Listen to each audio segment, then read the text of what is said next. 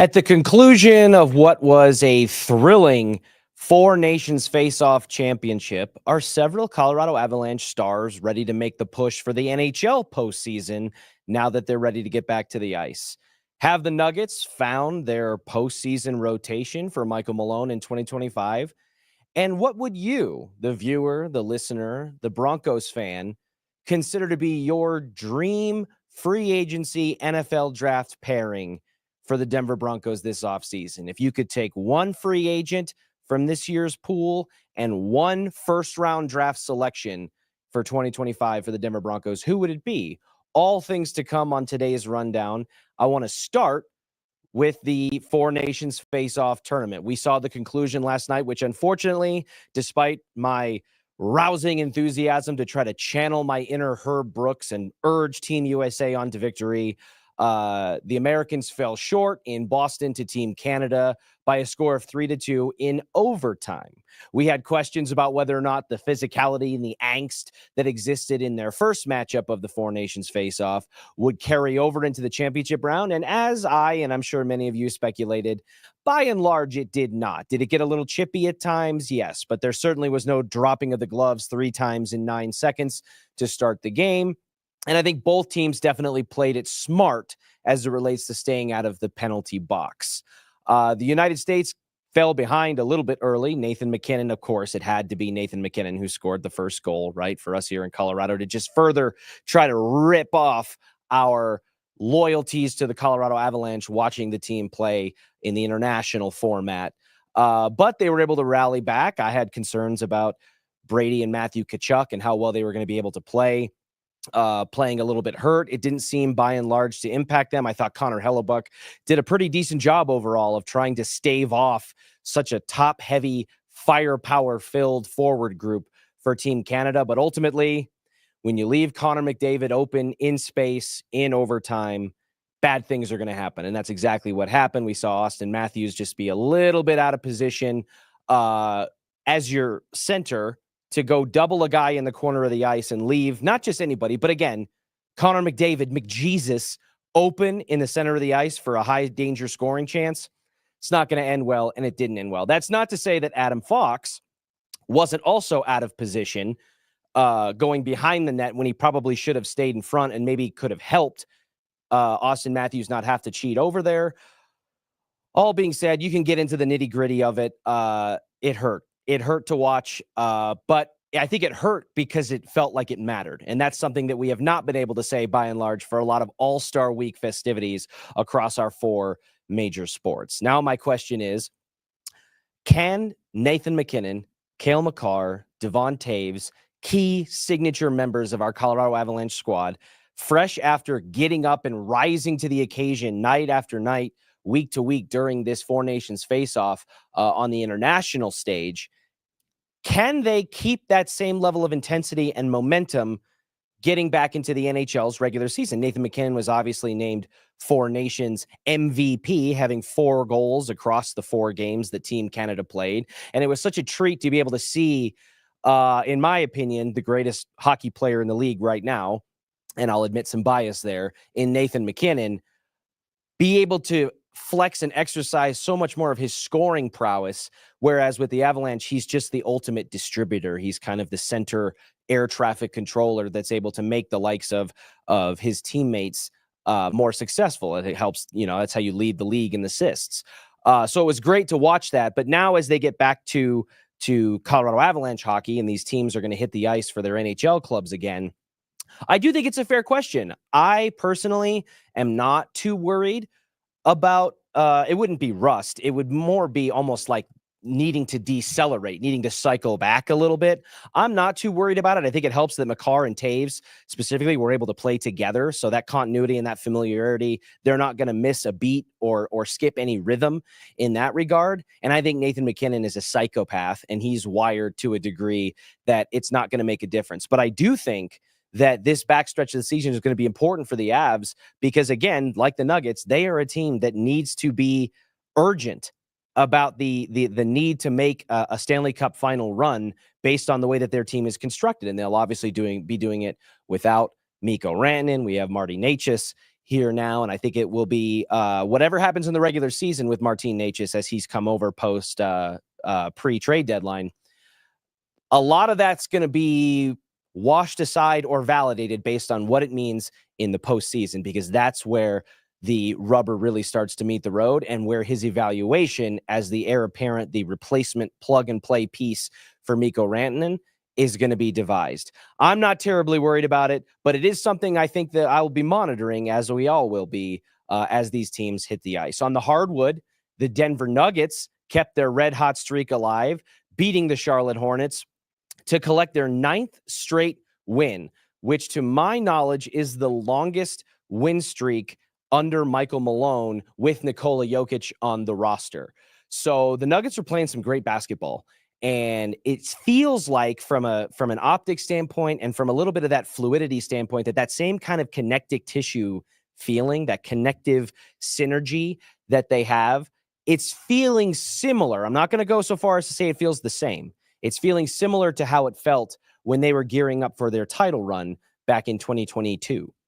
So I think that it does, to me, the question I'm asking, watching them play against the Hornets, is, have we just seen in that game last night against the Hornets what will be Michael Malone's postseason rotation for this year's playoffs? And I think that was called into question by not just the acquisition of Russell Westbrook, but the departure of KCP, the elevation of Christian Brown, and all of that. But on the surface, those moves could ask the question, but it was also how we started to see Russell Westbrook sneak more and more into the starting lineup, and the way we saw Christian Brown play. And then you had the fluctuation of lineups due to injuries to Aaron Gordon and Michael Malone and Peyton Watson, and et cetera, plus the roller coaster nature of Jamal Murray's season as it's gone thus far.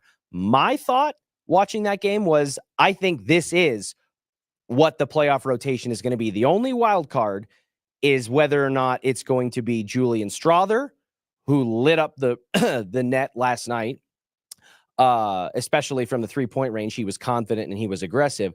Or Peyton Watson, who's still recovering from injury, who's going to be that seventh piece off the bench. Because Russell Westbrook, I think, will fall into that sixth man role, that sixth guy, first one off the bench. And that is what he was brought in to do. So in essence, I think that that's not surprising to me, although I did start to question it again, because you started to see him in the starting lineup, and the two-man game between Russell Westbrook and Nikola Jokic started to maybe look as good, if not better at times, than what we were seeing with the two-man game between Jamal and Nikola, which again helped ride them to their first championship in franchise history. But I also think that there's an interesting element of last night's game as it relates to Nikola Jokic that I think is an evident of a bigger picture of what we're seeing from the Nuggets this year. And I think it just further points again to some of the greatness that exists within Nikola Jokic. His stat line was insane. He finished with 29 points, not crazy, but it was the three-point shooting. He attempted a career-high 14 three-pointers, connecting on 6 of them, 4 of which came in the first quarter. You had Jamal Murray and Nikola Jokic both making 4 threes in the first quarter. He had one of his classic Sombor doubles with 17 rebounds and 9 assists. And I would love for somebody who has more of an attention span than I do to really go back and look at how many Sombor doubles Nikola Jokic has finished with in his career. And a lot of those have been because the players, in the assist column, the players that he's giving solid looks to just don't connect, and it costs him a stat here or there. But especially with how well Nikola Jokic has mastered the nightly triple-double, I would love to know just how many Sombor doubles, how many one stat short of a triple-double finishes Nikola Jokic has had thus far as a Denver Nugget, because I bet it's staggering. But I digress. Nikola Jokic attempting that many three-pointers for the first time in his career and coming out right out of the gate with it, I think is indicative of 2 things. One, Nikola Jokic knows how desperately this team is going to need three-point shooting if they're going to be able to make it in the postseason and continue to chase another Larry O'Brien trophy. And I think he also knows that in order to meet that efficiency that they're going to need, he's going to need to shoulder some of that burden, because they just don't have the consistency of the three-point shooting around him. It was an off night for Michael Porter Jr., who we know at times can fill that need as a three-point shooter. It was off night for him shooting, but he did collect 11 rebounds. Christian Brown has shown streaky flashes to be able to mix it in that regard. He didn't finish that explosive on the stat line, but he was a team high plus 23 in the plus-minus box, which is insanely indicative of how efficient they were with him on the court. And then as far as the other thing, number two, as it relates to Nikola Jokic, is I think that this is something selfishly that I think Nikola Jokic has realized is that, yes, the team needs more three-point shooting, and he may have to do that. But let's not forget, if you go all the way back to the Olympics and Team USA versus Serbia, where Nikola Jokic dragging the Serbian team to an even play, I think it was 81-81 against Team USA in the Olympics for a chance at a gold medal. He himself, Nikola Jokic, missed 2 3-point shots that maybe could have held off the barrage. And I actually don't think it's that crazy when you look at the timing of those shots that he took in the Olympics. Could have staved off Steph Curry's electric finish to that game where Team USA was able to finally come over the hump with it. But Nikola Jokic himself missed 2 of those threes. And I think that may have been a genesis point going into the offseason where Nikola Jokic said, hey, this is a weakness in my game. This is a huge weakness in us as a team, and I need to correct that, because Nikola Jokic leading the league in three-point percentage for good chunks of this season and having it at 5+ threes per game on average, and the 14 that you saw last night is not a happenstance accident. That is intentional, that is dedicated, and it is purposeful. And I think it could pay dividends in the postseason. It's not going to matter, though, if we don't get the Jamal Murray that we once again got last night. His stats were incredible. He was able to put together another strong shooting performance. He had a team high 34 points. We also got contributions from Aaron Gordon having 18 and 7, Julian Strawther, who again, I think will be one of those sneaky pieces that could be your 7th man off the bench between him and Peyton Watson in the playoff rotation, with 16 points on 4 of 7 shooting from beyond the arc. But Jamal Murray finishing 7 of 10 from beyond the arc with 34 total points. This is the championship level, the playoff Jamal Murray that we saw. He was confident, he was aggressive, and the same could be said about Julian Strawther, who, again, I think if he is as confident and aggressive at finding his shot, and especially connecting from the three-point line, he will play himself into postseason minutes. And if he doesn't, if he falls back to some of that shaky inconsistency that we saw earlier in the season, maybe it goes to Peyton Watson. But it's such a strong positive sign for the Nuggets to see Nikola Jokic continuing to increase his three-point shooting capability, Jamal Murray returning to that championship form. You're getting major contributions from Aaron Gordon, who's back and healthy, and you're getting contributions from Julian Strawther off the bench, Russell Westbrook moving into that bench unit, and it's able to, all of those combined are able to lift the Nuggets to a victory over. Now, the Hornets were missing a couple of players, but still able to lift the Nuggets to a victory over the Charlotte Hornets, overcoming a bad shooting night for Michael Porter Jr. or a game where Christian Brown's biggest contribution is not putting the ball in the basket. So I think that this is intriguing. I think it's inspiring, and I think it's encouraging to see the way that the Nuggets are trending as it relates to the back half, the back stretch of these last 20 or so games, where they've now taken sole possession of the number 2 seed in the West, overcoming Memphis, who lost earlier last night before the Nuggets finished.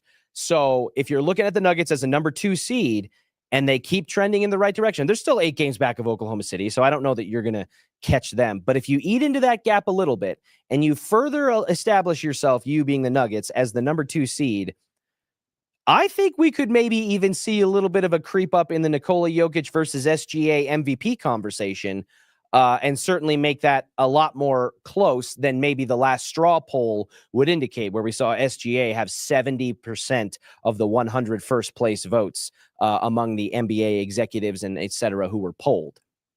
So I'm intrigued by it. I'm interested in it. And I think that I would not be surprised, nor do I think I would put a lot of criticism if the starting 5 that we saw last night and the rotational pieces coming off the bench, with Russ playing, in that 6th spot, and then Julian Strawther, or Peyton Watson making those contributions. I think that's going to be your postseason rotation. And if it looks anything like it did last night, I think the Nuggets do have a genuine chance to kind of pluck up a championship run out of what at times this season seemed like that was an impossibility.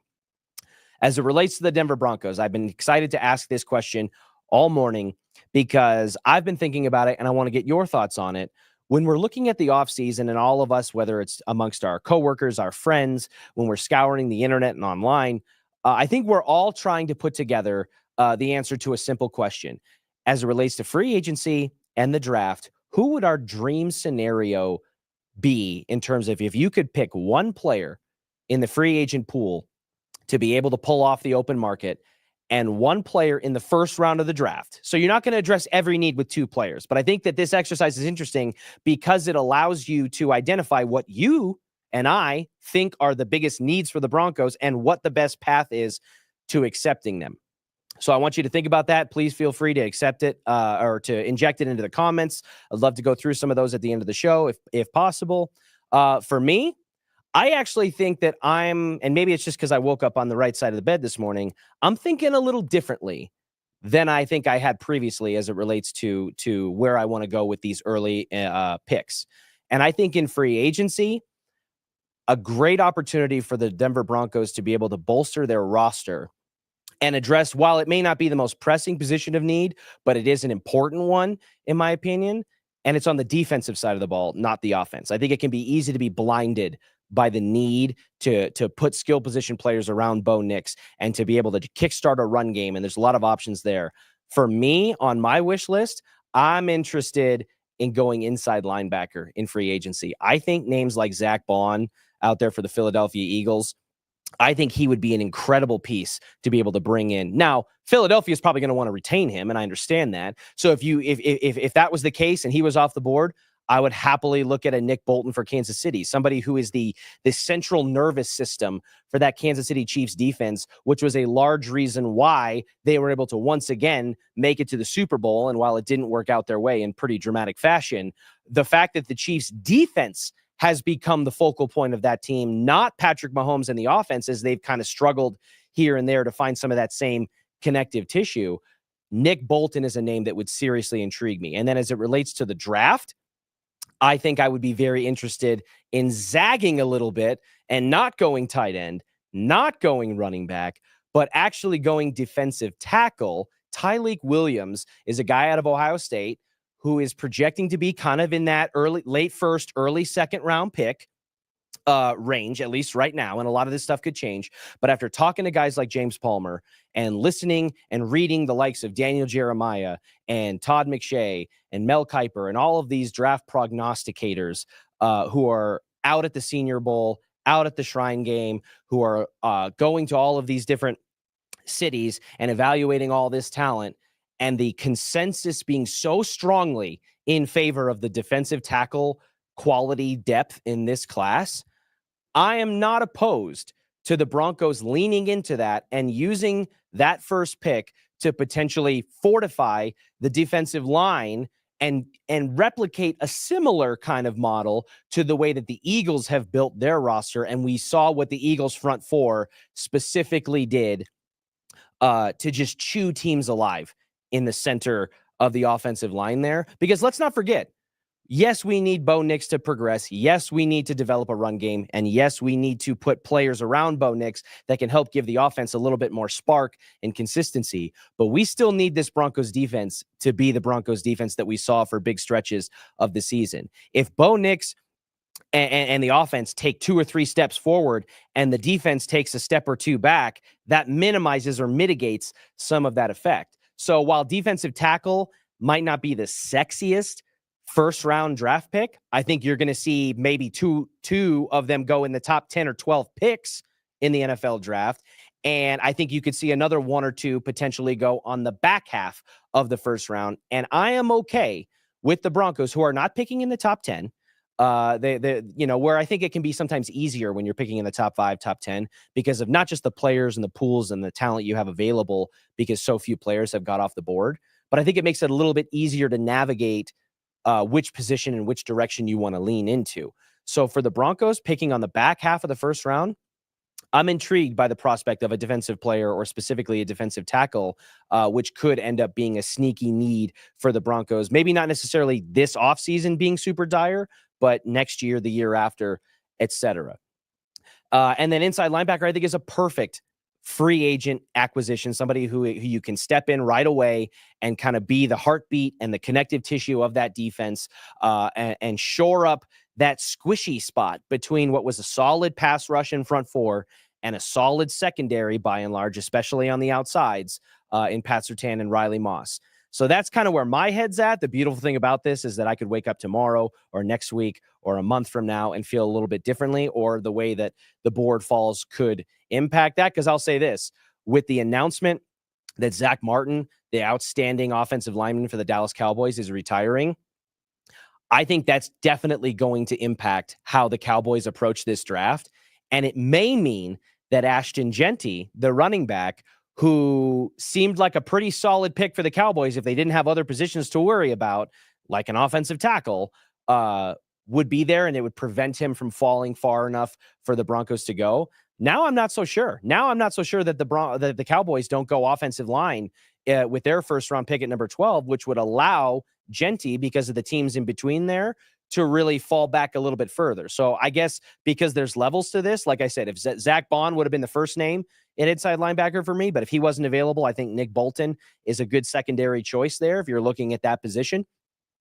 Just the same, that if Ashton Jeanty is there at 20, I think I might lean Ashton Jeanty over Tyleik Williams, just because of what, again, he can provide for the Broncos offense, going on pure speculation. And that's accepting the risk that running backs, especially high drafted running backs, bring in terms of the ROI on the investment. So I want to get to some of your questions, thoughts, and answers here as we look to close out the show, whether it's about the Avs, the Nuggets, your off-season wish list for the Broncos. Fire away. Let's see. Zach Bond and okay. So from Michael, linebacker Zach Bond and running back TreVeyon Henderson. TreVeyon Henderson is a sneaky good option, I think, at running back, and somebody that would be there later in the first round for sure, out of Ohio State, and is somebody that, while maybe didn't get the same statistical production or love or rub that an Ashton Jeanty did, in a Heisman runner-up season, still somebody that I think you could feel confident in trying to plug and play, and at least hope that you get more production and more spark out of that run game than we saw with Javonte Williams, and factoring in that Jaleel McLaughlin and Tyler Bidet and others may also still be there. So it wouldn't have to necessarily be a bell cow type of situation. But TreVeyon Henderson was somebody that was, capable in the blocking game, certainly could rush the football well, and is somebody that I think you could rely on to be able to pass the ball out of the backfield too as well. So Michael, I'm kind of on board with you there. We were 50-50. Austin Matthews, Mel, I said it. I actually posed the question to some of my cohorts here at Denver Sports 104 through the Fan earlier. Did you have similar feelings with Austin Matthews, the way that it felt when we here in Broncos country watched Raheem Moore let that ball go over his head to Jacoby Jones, and the Ravens ended up running on to win a Super Bowl? Is Austin Matthews, at least in this morning, in this microcosm of a moment, is he kind of America's Raheem Moore right now, where, again, he didn't necessarily have to go over and double that guy in the corner of the ice, and leave Connor McDavid, not just anybody, Connor McDavid, open for a high danger scoring chance? No. Adam Fox, wasn't necessarily in great position either. And I think the more that you kind of extend that red thread, you can connect it to a lot of guys who could have maybe done something better. But Austin Matthews by far was the most visible person out of place where it went wrong for Team USA there at the end of the game. So Mel, I agree with you. From Roy, it all depends on how the board falls based on each team's premium positions. I'll agree getting a lineman at 20.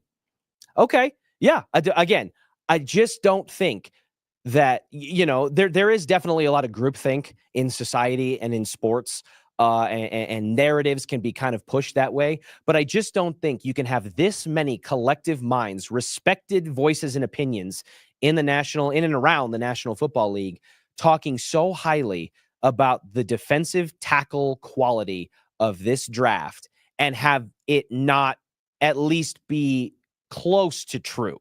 You know what I mean? Not every guy's going to hit because fits and schemes and situations are all different from team to team.